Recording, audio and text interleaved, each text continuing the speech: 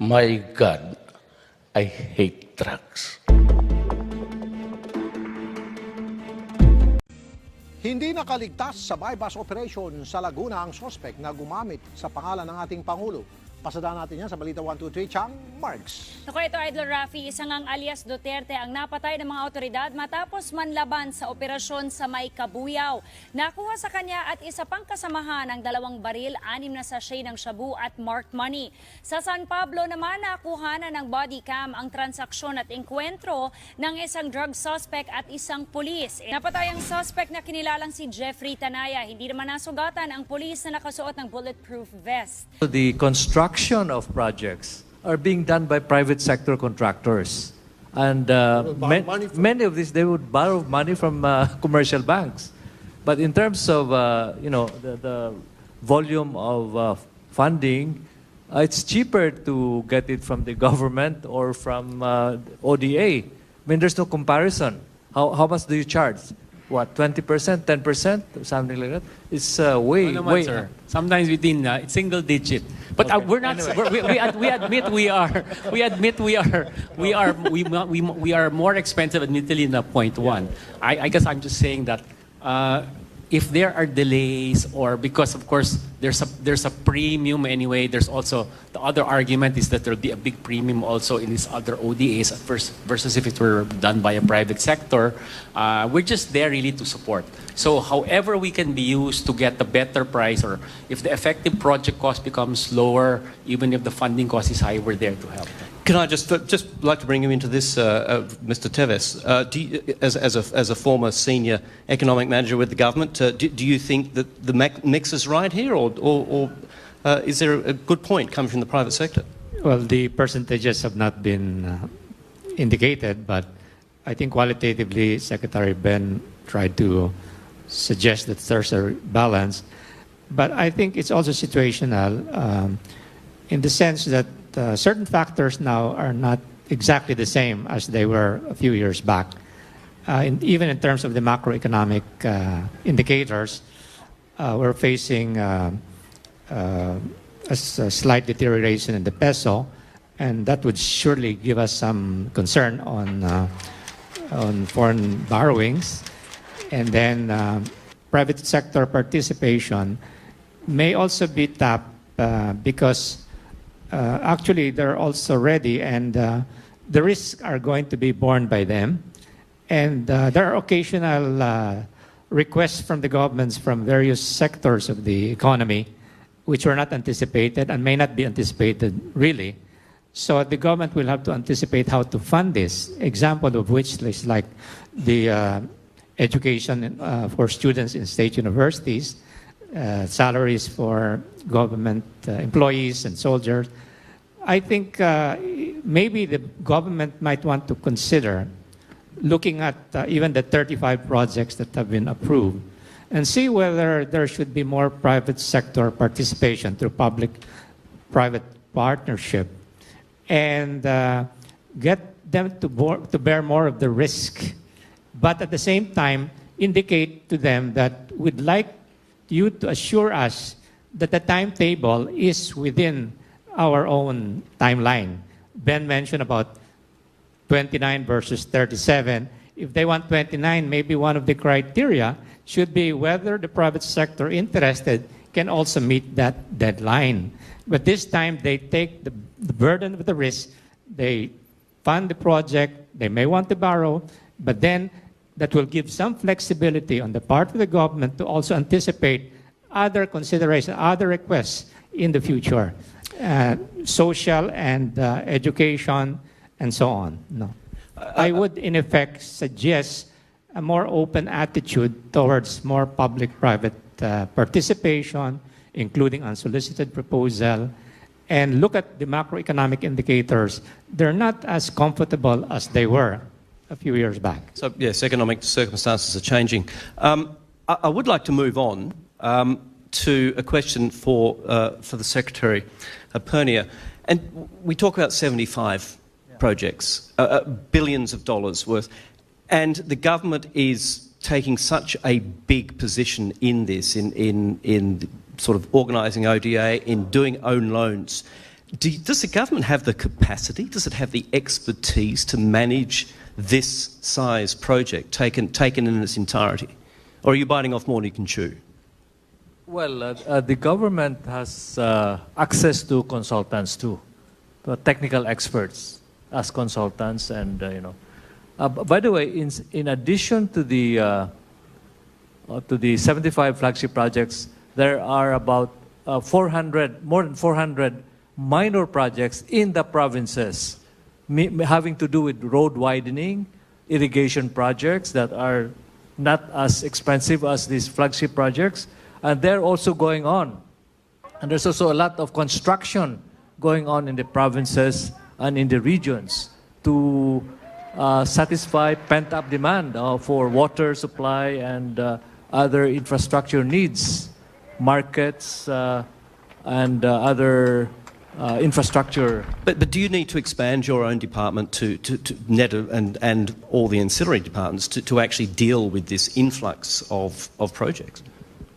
No, as far as project evaluation is concerned, we have been able to do that rather smoothly. We have a process. As I've said, there are about 6 steps that a project has to go through, and about 2 of them would be in the NEDA, and of course, and then it goes through the secretary level investment coordination committee and to the NEDA board. So these are several steps. So no bottlenecks. No bottlenecks. The 200. Yeah, and we also have this project facilitation grant. It's a soft loan as well as a grant from ADB to facilitate the processing and completion of projects. Where there are bottlenecks, we're able to apply this kind of money from. So we have different ways of making sure that there are no bottlenecks, and whatever bottlenecks there are surmountable. Okay. All right, before we move on, I just wanted to ask, is the private sector happy with the response? Did you get the response you wanted from the government? Because, like, for example, Mr. Francisco was saying, please use us. Was okay na ba, Mr. Romulo? Yeah. May I also suggest, gentlemen, that through our experience and when we go to the different agencies for our projects, we see that there are little shortfalls in terms of manpower to help analyze the projects, to make it move to go to your level, Secretary. So there are some stumbling blocks and challenges at the different agency levels because there are there is a shortage of talented manpower in different agencies. Maybe that's one area we can beef up as well to start You're saying the private sector can help in that regard? Yes, we can also assist in that, but without any conflicts, hopefully, when we submit our proposals as well. Mm-hmm. Well, yes, go ahead. So, sorry, just really quick. No, I'm just quite disturbed because I think the perception from the private sector seems to be that the Duterte administration is anti-PPP. This is absolutely wrong. No, this is absolutely wrong. We are not. In fact, I think, and you probably San Miguel and the bigger conglomerates would know this, that a lot of the PPP projects have actually moved faster under this administration compared to previous administrations. I'll let Secretary Mark give you a couple of examples in that regard. No? But I think what the government is looking at, we're taking a step back and we're saying, hey, we've got this huge infrastructure gap that we've got to close. And the key here is speed. We have to be able to do all of these things as fast as possible. And the modes on how to get them done will depend. That's what Secretary Jokno said. In some cases, ODA will be faster. In some cases, a hybrid PPP will be faster. In some cases, a full-on PPP will be faster. Compared to other administrations, past administrations have said, no unsolicited proposals. You're very familiar with this. No, the previous administration said, no unsolicited proposal. We have said openly, and we've proven that already by granting several original proponent status to several unsolicited proposals.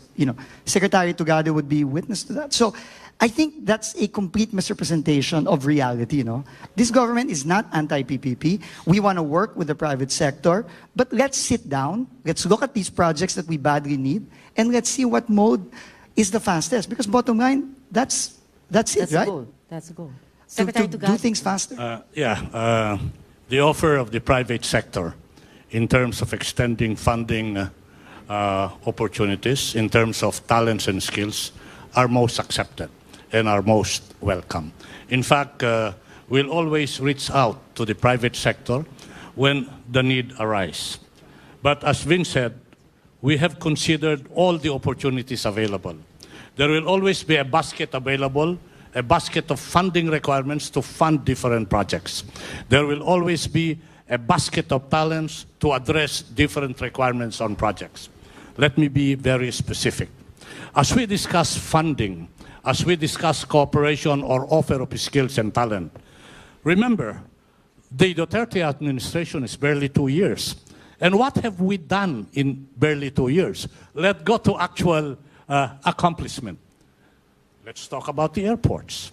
When you speak of the airport before, when you speak of NAIA and Terminal 1, 2, 3, and 4, the tagline is one of the worst airports in the world. Now, that tagline was changed.